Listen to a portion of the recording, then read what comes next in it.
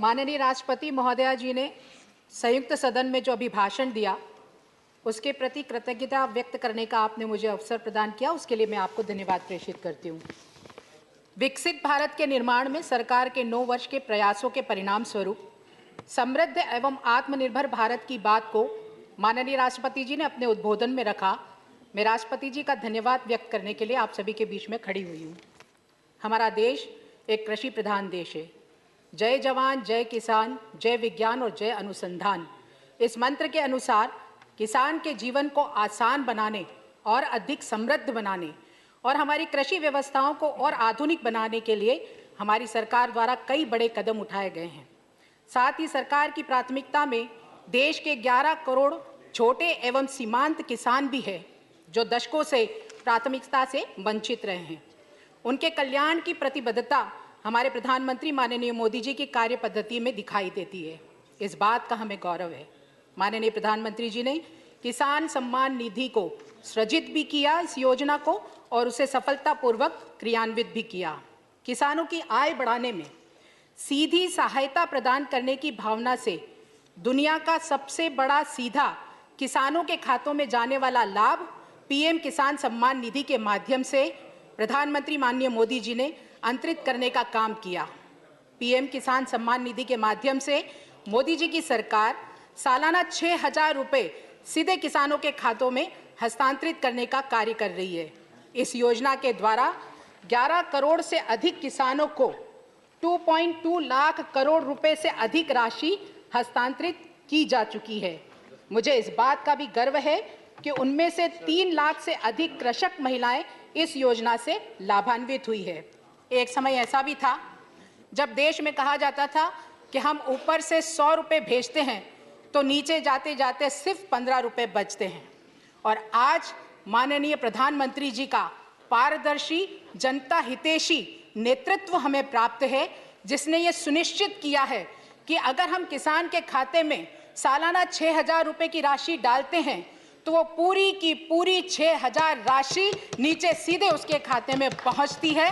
कोई बीच में बिचवाल नहीं, कोई भी एक भी पैसा की कोई कटौती नहीं, और यही पारदर्शिता सुनिश्चित भी करती है कि हम न खाएंगे न खाने देंगे।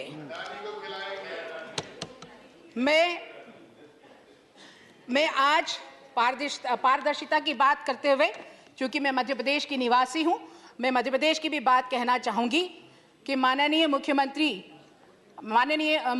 आदरणीय शिवराज सिंह चौहान जी ने, जिनके बारे में मैं कहूँगी कि जाके पैर न फटे बेवाई, वो क्या जाने पीर पराई। हमारे मुख्यमंत्री माननीय शिवराज सिंह चौहान स्वयं एक किसान हैं, इसलिए किसान की पीड़ा से बहुत अच्छे से वाकिफ़ है। इसलिए प्रधानमंत्री किसान सम्मान निधि के साथ मुख्यमंत्री किसान कल्याण निधि जो 4,000 रुपये सालाना है, वो जोड़कर मध्य प्रदेश के किसानों को अब 10,000 सालाना राशि उनके खातों में पहुंचती है। ये कार्य करने का काम माननीय मुख्यमंत्री शिवराज सिंह जी ने किया है।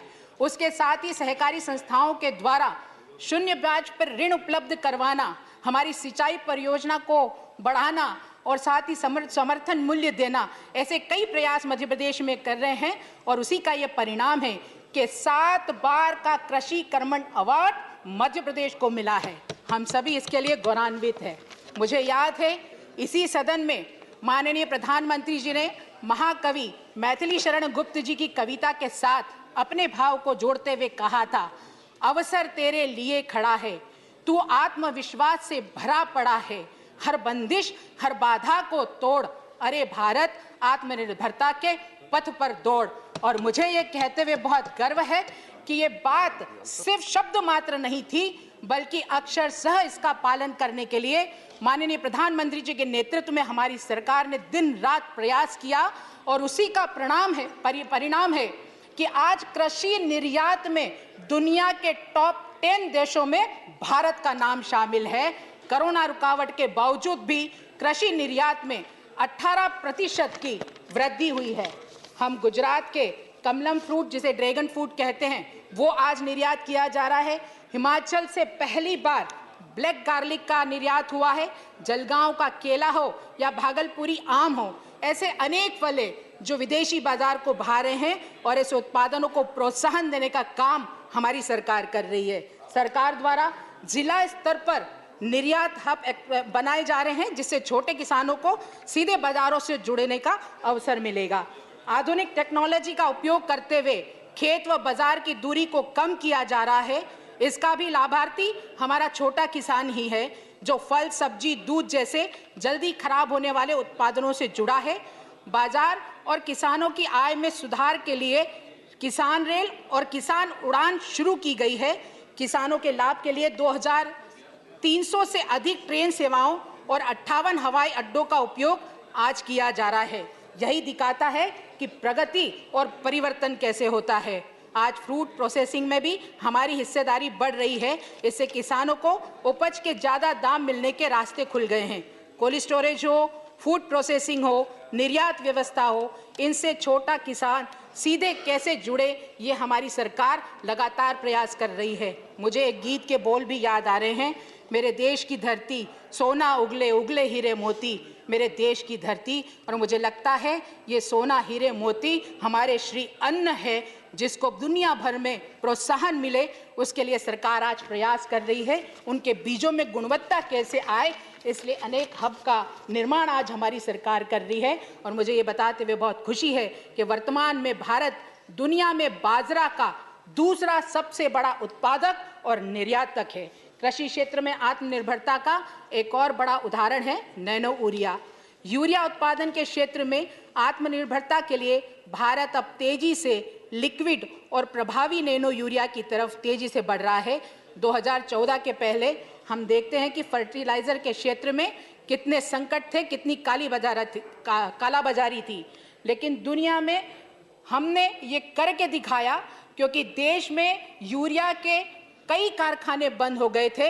हमारी सरकार के प्रयास से 6 बड़े यूरिया के कारखानों को शुरू करने में हमने मेहनत की और आज बेहतर खाद की उपलब्धता हमने सुलभ करवाई है।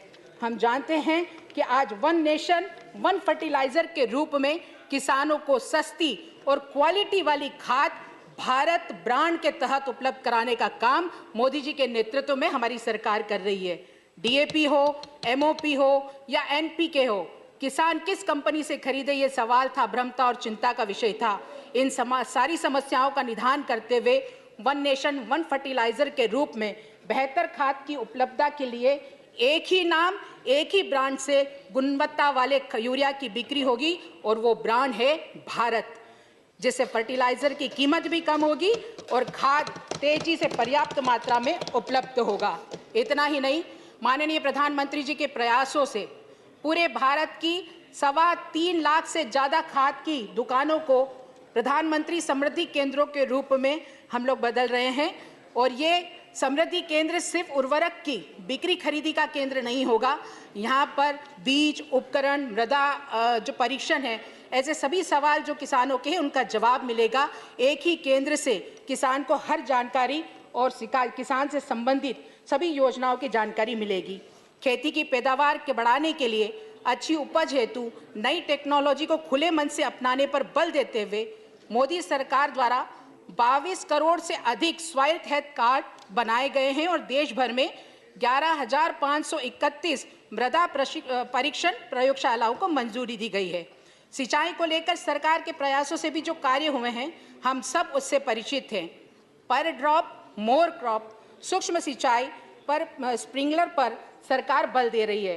पिछले 8-9 वर्षों में देश की लगभग 70 लाख हेक्टेयर जमीन को माइक्रो इरिगेशन के दायरे में लाया जा चुका है।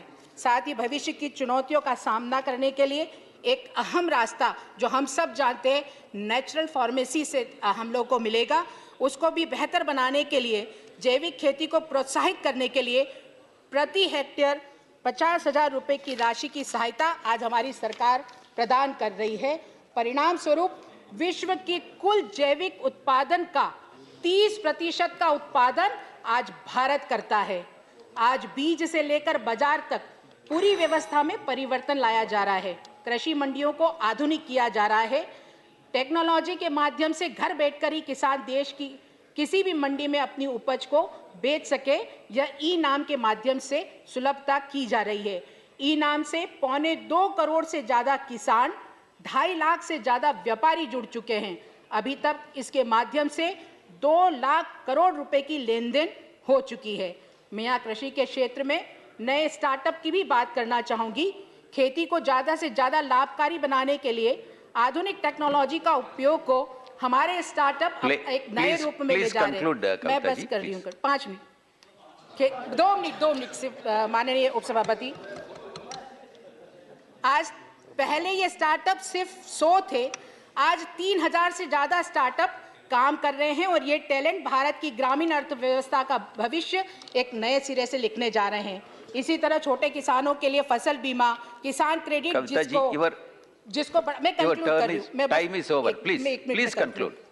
2 शब्द में मैं कंक्लूड कर रही हूं। मैं बस इतना चाहती हूं कि हम सब मिलकर माननीय राष्ट्रपति जी के वो जो शब्द हैं जिनमें उन्होंने वेद वाक्य में कहा था कि हम सब एक साथ कदम से कदम मिलाकर चले, हमारे संकल्प स्वरों में एकता का प्रभाव हो और जैसे उनके भाषणों में समृद्ध भारत का स्वरूप दिखा है, मुझे ऐसा लगता है कि जग के मस्तिष्क पर रौली के समान हमारा जगमगाता हुआ आज भारत है। बहुत बहुत धन्यवाद। एक बार पुनः राष्ट्रपति जी को उनके अभिभाषण के लिए मैं धन्यवाद प्रेषित करती हूँ।